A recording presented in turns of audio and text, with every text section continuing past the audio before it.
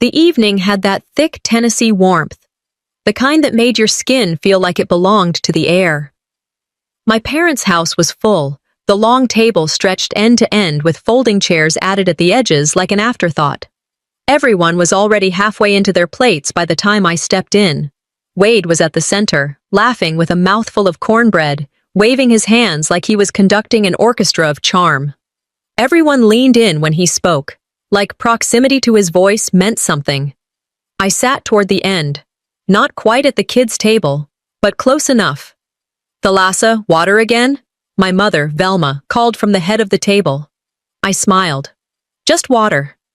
No one asked why. No one ever did. Then came the toast. Velma rose, glass of sweet tea in hand. "To Wade," she began, proud as a preacher. "You've always been the strong one, Wade. You lead this family." Everyone clapped. I didn't. I smiled, though. Because sometimes smiling is easier than explaining why you didn't. That smile, they always mistook it for agreement, for compliance, but it wasn't either. It was a placeholder, something to wear until the words I really wanted came together. Earlier that day, I'd wired over $2,000 to Wade's account. Again, rent for Mom and Dad. With love, your daughter. I wrote that in the memo line every month. Never once got a reply. Not a thank you, not a check mark, not even a thumbs up emoji. Once I asked Mom if I should just send it directly to their account. She looked up from the stove and said, "Just send it to Wade. It's easier that way." Easier.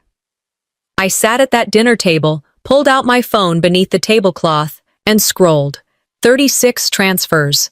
No replies, no acknowledgements, just silence padded with comfort. Funny how easier turned into invisible without anyone noticing. Dinner rolled on, and Velma came around with a basket of napkins, hand-folded like little daisies, the kind she used to make for holidays. She laid one gently on Wade's plate, kissed his shoulder. "Guest of honor today," she said. My napkin? Rolled. Bare. Placed like a utensil. People noticed. They smiled at the gesture. One of the aunts clucked. "That's love right there." I held mine loosely in my lap. Wade laughed, raised his glass, said something about family sticking together. I tuned it out. My thoughts were louder. Sometimes it's the little things, like a napkin or the silence after your name is skipped, that say the loudest truths. I didn't say a word, not because I was scared, because I was deliberate. It's been like this for years. Every time I offered help, they let Wade hold the receipt. Every win, he wore it like a badge sewn from my labor. And I just nodded along. But see, silence isn't submission. It's strategy. Let them talk. Let them toast. I was listening. That night, I didn't sleep.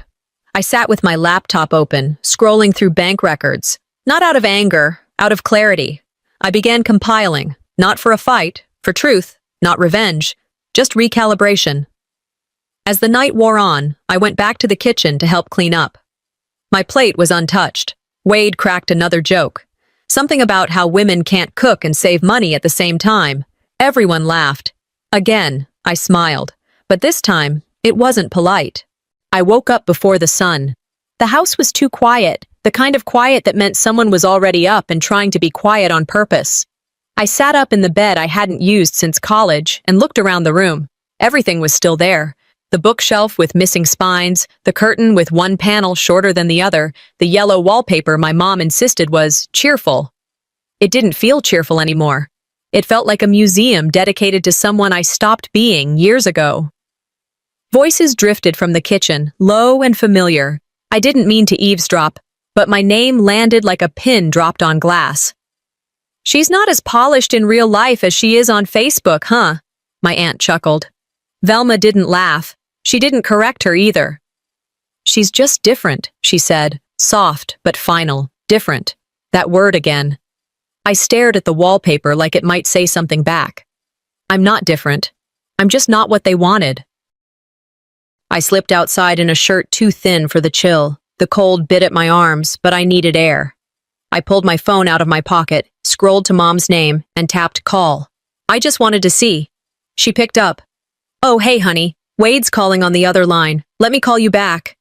The line went dead. I stared at the screen for a long time. She never called back. She never did. It wasn't the first time. There had been a dozen versions of that over the years. Texts left unread, voicemails ignored, messages seen but never answered. It used to bother me. I used to overthink every word, wondering if I'd said something wrong. Now I just understood it for what it was. A pattern. And patterns, once seen, are hard to unsee. I walked back inside, past the kitchen without looking in. The heat from the oven hit me in the face, but it didn't thaw anything. I moved through the house like I didn't live there, like I never had.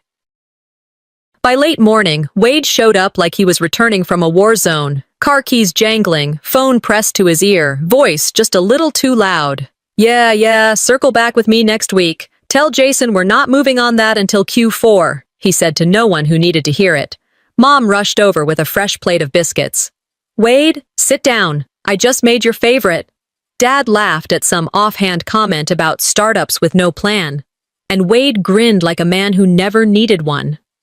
He patted my shoulder as he passed me in the hall. Still doing that finance thing? I nodded. Still pretending to be in meetings? He didn't hear me, or maybe he chose not to. My phone buzzed. Maris. How's it going? I stared at the screen, then slid it back into my pocket. Not yet. After lunch, I found myself alone in the kitchen again, elbow deep in suds, scrubbing dishes I didn't dirty. The sink water was too hot, but I didn't adjust the tap. It wasn't about the dishes. It never was. I thought about how often I fell into this, moving through their mess like it was mine to fix. Not out of love, but out of muscle memory. No one asked me to wash anything. No one had to. Sometimes the problem isn't what they do. It's what I never stopped them from doing. I dried the last plate, set it down carefully, and looked up at the hallway mirror just beyond the kitchen. My face was clean, but I still felt stained. I whispered to my reflection, next time he calls, I'm not answering either. It wasn't bitterness. Not anymore. It was the beginning of something different. Not revenge, just self-respect. Sunday morning slipped in through the trees like it always had. Quiet, steady, too familiar. I laced up my sneakers and left the house before anyone stirred. I didn't need breakfast. I needed space. The sidewalks curved through the old neighborhood like a memory you keep walking into. Two kids were riding scooters up the hill, their mom trotting behind with a coffee in one hand and a sweatshirt in the other. She yelled something about helmets, and they groaned in unison. I smiled, just barely. Then I felt it. That pull in my chest. Not from longing, from remembering. The first time I wired money to help my parents, it wasn't because they asked. It was because they didn't. They were behind on rent. Wade had forgotten to send it. I sent it before they even told me. No one said thank you. That's what made it worse. Later that afternoon, I was back in my place in Nashville. I kicked off my shoes, poured a glass of water, and sat down at my desk. I didn't open work emails. I opened something else. A folder on my desktop titled For Them. Inside, every transfer I'd ever sent. PDFs, screenshots, digital notes. October, meds. November, property taxes. December, groceries and plumbing repairs. There were dozens of them. Every note tagged the same. For rent, love, tea. Not a single reply in return. Not an email. Not a call. Not even a text that said, got it. I kept scrolling. One transfer showed Wade forwarding my message to Dad. Sent from me this month. He didn't even change the wording, just passed it along like a gift-wrapped lie. How many times had I done that? Sent money, sent help, without asking for anything back, and watched someone else collect the applause. It didn't happen all at once. It happened in increments. $1 here, a moment there. Eventually, they stopped seeing it as help and started calling it her duty. No one stole from me. I gave it. But they took the credit anyway. And I let them. The sky was turning pink when I drove back down to Murfreesboro for dinner. I wasn't staying, just dropping by. They were hosting something small, a neighbor's retirement or church committee, I don't remember. I stood in the living room while Velma gave someone a tour of the new framed wall. She pointed out photos like she was listing trophies.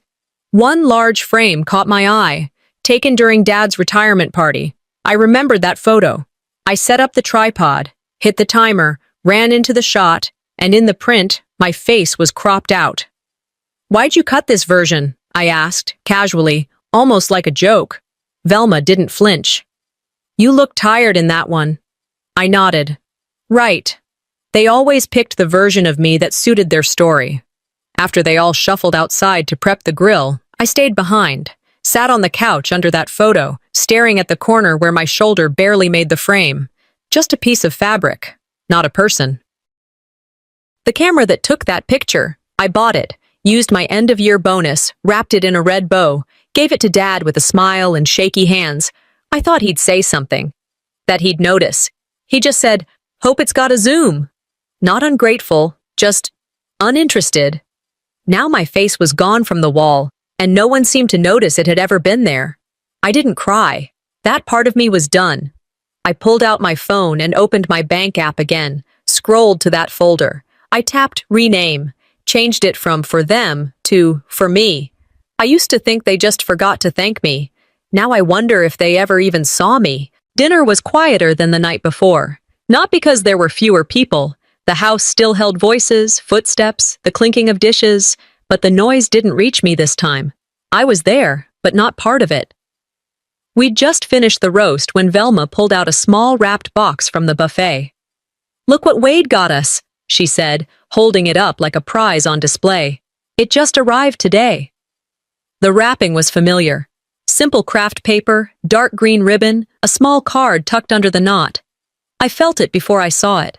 She opened the box carefully, pulling out a sleek digital photo frame already running a loop of family memories.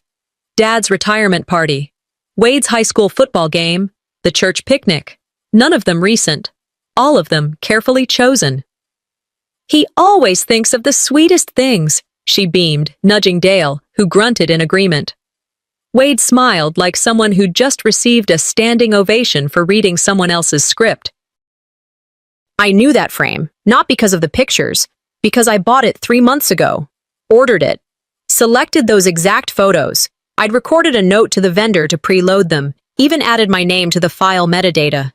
I hadn't told anyone. It was supposed to be a quiet gesture, something meaningful. Instead, it arrived here, wrapped the same way, but with a different card.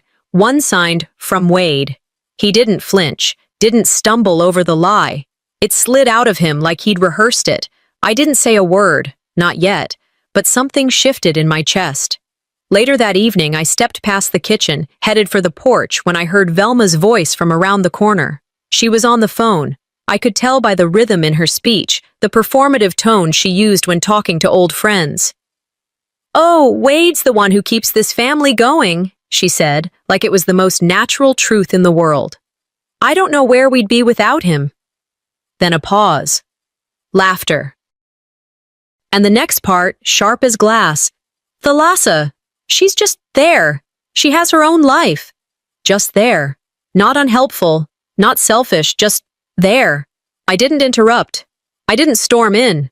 I stood in the hallway and let the words burn through me like slow acid. You can argue with hate, but what do you do with erasure?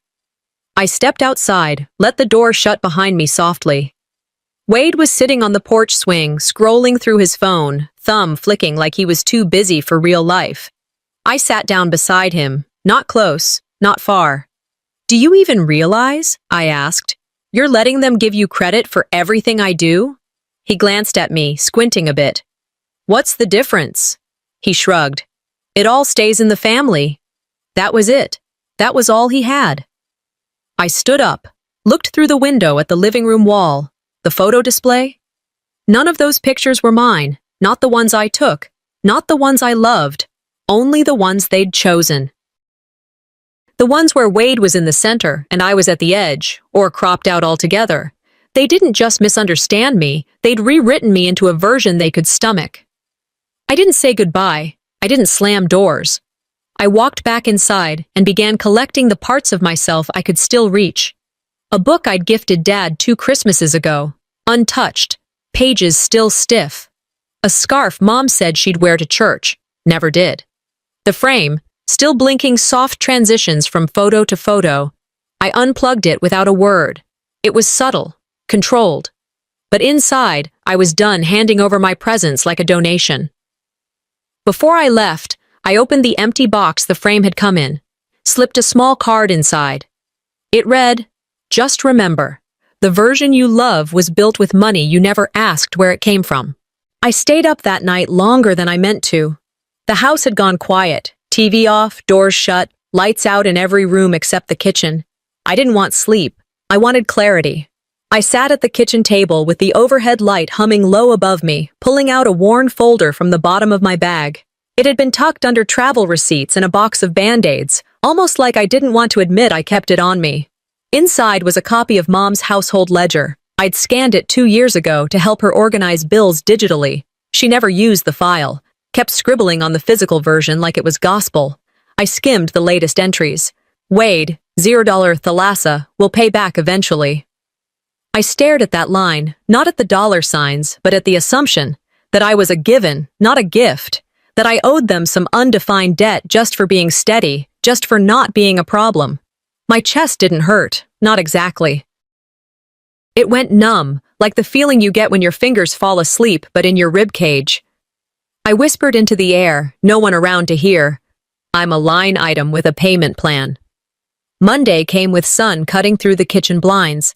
I hadn't left the table all night, just shifted in place like a statue trying to remember it was made of skin. By late morning, Velma invited her friend Nancy over to drop off a casserole dish from Sunday. I stayed back, wearing an old hoodie, unshowered, mind still fogged. Nancy walked in, smiled wide, looked straight at me and said, "Oh, are you the housekeeper?" I froze mid-step. Velma chuckled, soft, almost like a hiccup, then changed the subject without correcting her.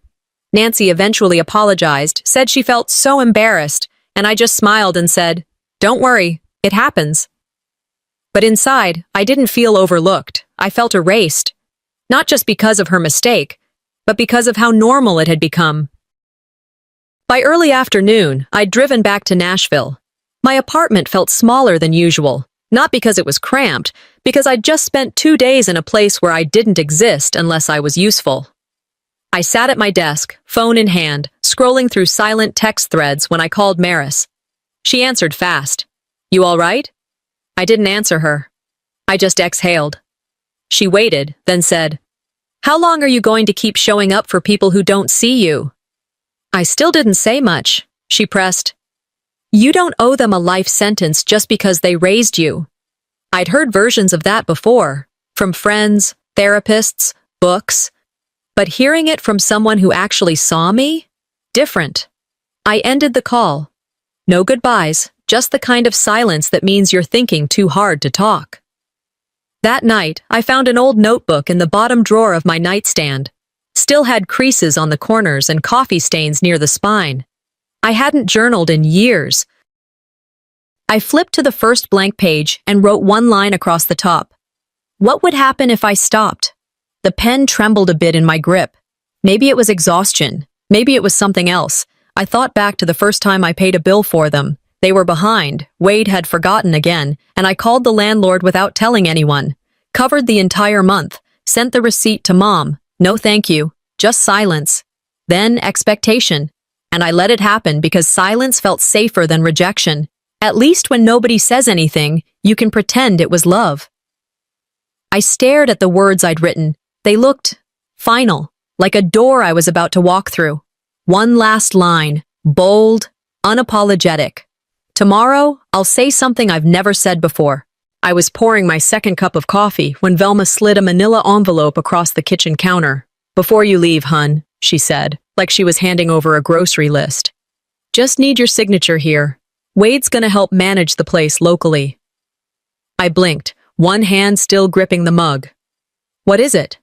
"Just an update to the lease," she smiled. "Formality stuff." I opened the folder slowly. 4 pages, legal format. My name crossed out in 2 places. Wade's name bolded and centered. It wasn't an update, it was a transfer. Ownership, rights, emergency contacts. Every legal reference that once tied this house to me, gone. Dale sat nearby, sipping his coffee like it was any other morning. Didn't flinch. Didn't even look my way. Velma leaned on the counter. We just thought it made more sense, with you being in the city and all. I read every line again. I didn't ask questions. I didn't need to. This wasn't about convenience. This was about control. And now that I wasn't needed, I was being erased. I took out my phone under the table and snapped a photo of the signature line. Then I signed it. Not because I agreed, but because sometimes when they expect silence, you give them documentation instead. Afterward, I washed my hands slowly, like that would rinse the part of me that had just been cut loose. Lunch prep started an hour later. Velma bustled around the kitchen while I set out plates. We need a photo of the boys, she said cheerily. For the church bulletin, I want something fresh. She handed me her phone. Just Wade and Dale, she added. I didn't blink. I took the phone, walked outside, positioned them in front of the porch like props. Wade adjusted his collar. Try not to shake this time, sis, Dale chimed in without missing a beat. She always cuts off heads in photos.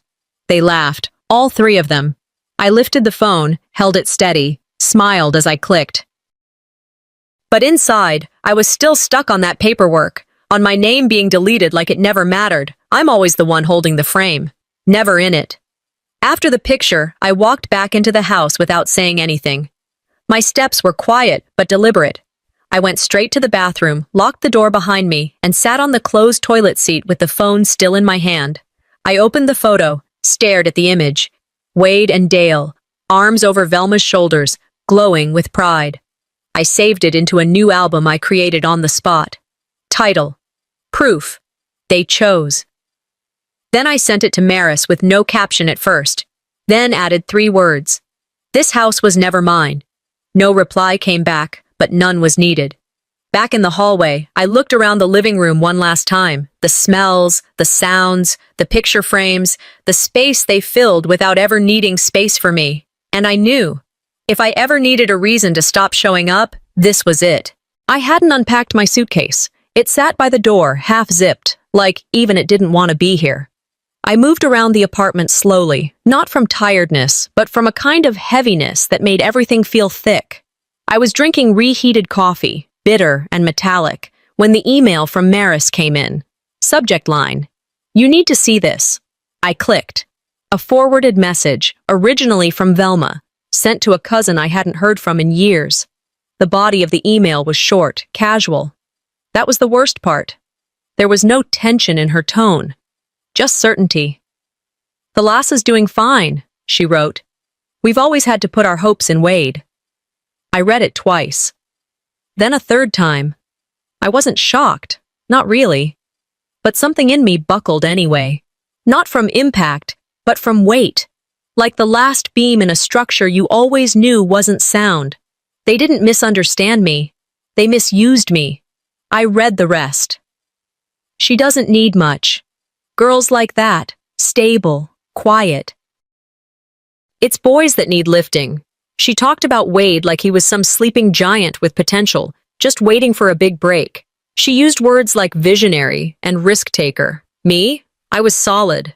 Reliable. The kind of woman who doesn't rock the boat because she's too busy patching the holes. It wasn't angry. That's what made it worse. It was a kind of polite erasure. Sanitized, clean. It was the version of me that didn't bother anyone, because she didn't exist. I hit forward, sent it to myself with a new subject line, Exhibit A. Then I closed the laptop and sat in the silence, staring at nothing, until the room felt like it was watching me back. That evening, I tried cleaning. I opened the kitchen drawer, trying to declutter, something to reset my brain. That's when I found it. A birthday card tucked into an envelope. My handwriting on the outside. I remembered the ink. I'd used a dark green pen that skipped once near the bottom loop of the A in Mom. I pulled the card out slowly. It wasn't mine. The handwriting inside was different, slanted, messy, impersonal. Happy birthday. Love, Wade. He'd swapped it. I stood there, one hand on the drawer, the other gripping the fake note. He didn't just steal credit. He removed me from the act entirely. I sent a picture to Maris, She responded within a minute. "That's not your handwriting. That's his." I didn't reply. I just stood there, the cards still open, thinking about how deep the edits went. He wasn't just taking the applause. He was scrubbing me out of the story. I didn't cry. I didn't throw anything. I opened my laptop again, created a folder on my desktop. Evidence. Inside it, I began dropping everything. PDFs, screenshots, emails, receipts, gift logs, photos, messages, everything I'd ever sent, covered, funded, fixed. I didn't feel vindictive. I felt organized. They built their family narrative on my silence. Let's see how well it holds up under scrutiny. When I finally stopped, it was after midnight. My back hurt. My eyes were dry, but my hands were steady. I stared at the glowing screen for a long time, the cursor blinking at the top of the file list. Then I whispered to myself, "You erased the wrong daughter." Saturday night came with too much noise and too little meaning. Velma called it a celebration of family unity. She even printed it on the invitations. That alone should have told me everything. When I arrived, the dining room was covered in pictures, laminated, framed, displayed. Wade in his football jersey, Wade in his cap and gown, Wade holding a baby I didn't recognize. I scanned the walls and counted exactly one photo with me in it. I was blurry, in the background. They sat me at the far corner of the table, far from Velma, farther from Wade. I didn't protest. I observed. They built this table out of delusion, but I brought facts. Wade stood midway through dinner, glass raised. The room quieted immediately. Dale smiled. Velma beamed like she knew every word before he said it. "I know this year hasn't been easy," Wade started, "but it's reminded me what really matters. Family." Aunt Cheryl whispered something sweet. Cousin Robbie nodded like a bobblehead. Wade continued, "Some of us had to step up. Some of us had to hold things together." Velma added, right on cue, "We don't know where we'd be without him." The room hummed with approval. Dale didn't speak, but he nodded, slow and sure. Maris, standing near the hallway, caught my eye. Her look wasn't surprise. It was permission. Wade ended his toast with, "We take care of our own." That was the line. I stood, not abrupt, not theatrical, just firm. "Since we're celebrating the people who hold things together," I said, walking toward the front of the room, "let me show you something." I pulled my phone from my pocket, walked over to the TV mounted above the fireplace, and connected the screen share. The room hushed. My banking app opened. I tapped History. A list appeared, dozens of lines, each one. Rent, for Mom, Dad, $2,000. Rent, for Mom, Dad, $2,200. Rent, with love, T. Wade didn't move. I turned toward the table. "You clapped for him," I said. "But I paid for it. All of it." Silence thickened. Dale set down his fork. Velma blinked. Aunt Cheryl glanced toward Wade, then back to me. I tapped again. Pulled up email threads, forwarded receipts, timestamps, memos. One email from Wade. "Hey, here's what I sent them this month." It was my transfer, my money, my note. Velma opened her mouth, then closed it. "You never told us," she finally said. "We thought." "You didn't ask," I cut in. "You didn't want to know." I tapped again, opened another tab, showed email after email. Did they get the money? I'd written to Wade. No reply, only silence. Every month. Silence that spoke louder than truth. Aunt Cheryl murmured, "I always wondered how he managed so well." "He didn't," I said. "He managed my silence." Nobody clapped now. Nobody lifted a glass. I closed the app, disconnected the screen, walked back to the table, but I didn't return to my corner. I sat down 2 seats from the head, across from Wade, in clear view of Velma. No one told me to move. No one dared. "You don't get to rewrite history," I said quietly, "when I'm still alive to tell it." The guest room smelled like old cedar and lavender sachets that had long given up. I laid there for hours after the sun rose, not really asleep, not ready to be awake either, just suspended. Down the hallway, the kitchen came to life, muffled voices, a few bursts of laughter, not natural, not careless, the kind of forced cheer that people use when they're trying not to mention the elephant still sitting at the table from last night. I got up, walked down barefoot, every floorboard creaking a little louder than usual. No one said anything. Some nodded. Most looked away. I reached for the coffee pot. Velma passed behind me without a word. Dale offered a half smile and a throat clear, the closest he ever got to a conversation. On the fridge was a sticky note with Maris's handwriting. "You did what they never expected. Stand by it." I kept my eyes on that note as I poured my coffee. Didn't blink. We sat at the table, quiet forks, clinking glasses. Velma finally said something, cutting through the silence with a knife dipped in sugar. "Girls like you are tough. You don't need much." It landed with a soft thud.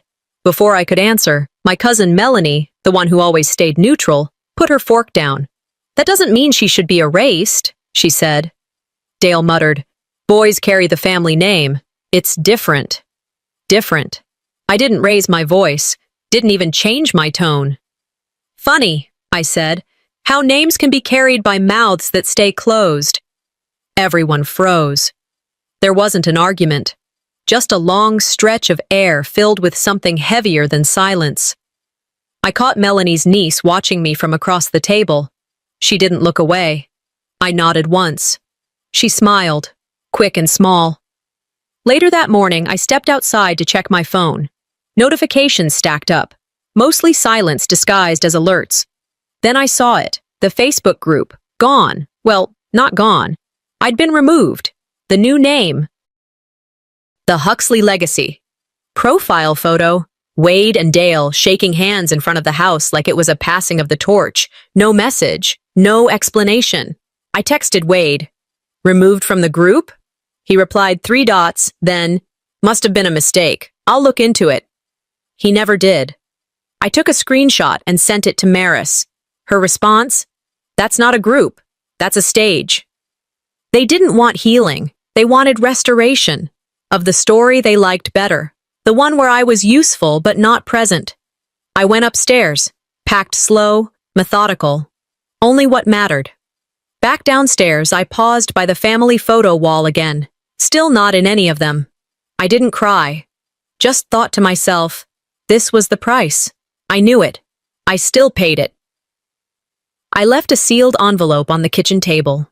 Inside, a printed copy of my entire transfer history, labeled in red marker. Receipts you never wanted. I opened the front door. Outside, the wind was picking up, like even the air wanted to push me forward. As I stepped out, I heard Velma behind me, soft but pointed, speaking to someone else. She made her choice. I didn't turn. I just said, low and steady, "No, I finally made mine." The award plaque weighed nothing in my hands, but it carried every ounce of what they never saw in me. I stood on stage at my company's quarterly ceremony, smiling, shaking hands, nodding through the flash of phones and polite applause. My name had been called clearly. Leadership in Crisis, Thalassa Penbrook. It wasn't just a formality. This was a real moment. Earned. I looked out over the room. Rows of co-workers, mentors, even junior associates I barely knew. Every face forward. Every face except the ones I wanted. Velma and Dale weren't there. I'd invited them. Sent the email weeks in advance, with details, a calendar link, even parking instructions. Velma replied 2 days later. "Wade's kid has a recital. We'll have to miss it." That was it. The clapping got louder as the host kept talking. I tuned him out, because all I heard was the echo of empty chairs. They always had something better to do, as long as it wasn't for me. Back at my apartment that night, I kicked off my heels and changed into a sweatshirt. The inbox pinged with new messages. One envelope icon sat bold near the bottom, from my bank. At first, I thought it was a promotion or balance update. It wasn't. It was a collections notice. I opened it, reread it, read it again. My name, listed as the guarantor. For a line of credit I'd never opened. I sat down slowly, phone in hand, called the number listed. They confirmed it clearly. "Yes, ma'am. Opened under this name, co-signed by you." My voice stayed calm. My hand shook. "Who opened it?" "Primary holder is Wade Huxley." My head leaned back against the wall, and the realization dropped like a second gravity. Years ago, one of those lease updates from Velma, I'd signed without reading it. Of course I had. I trusted them. They didn't just take my name, they used it as currency. The next day, I met Maris in her office with a folder full of bank letters, digital proof, timestamps, copies of everything. She didn't need long to flip through them. "This is textbook fraud," she said, matter of fact. "You could press charges." "I don't want revenge," I said. She looked at me over her glasses. "Then what do you want?" "Removal." She nodded. "We'll send a cease and desist today. Start a formal dispute with the bank. You'll be out of this before they can drag you back in." For the first time in weeks, maybe months, I felt like the floor beneath me belonged to me. Later that week, my cousin Brianna called. She never called unless something dramatic was brewing. "Hey," she said. "Just wanted to give you a heads up. People are talking." "About?" "Well, Wade's saying you're trying to ruin him, like, financially and emotionally. It's a lot." I didn't respond. Instead, I forwarded her a PDF of the debt notice and ended the call. They could talk. Let them. And the truth doesn't need defending. It just needs documenting. I opened my laptop, added a new folder inside Evidence, named it Debt Deception. On Monday morning, I got to work early. The lobby was quiet, janitors were mopping, a receptionist arranging a flower vase, and there it was, hanging on the wall, my plaque, right above the Employees Who Inspire board. I stood there longer than I meant to, not out of pride, out of confirmation. They can keep the last name. I've already outgrown the legacy.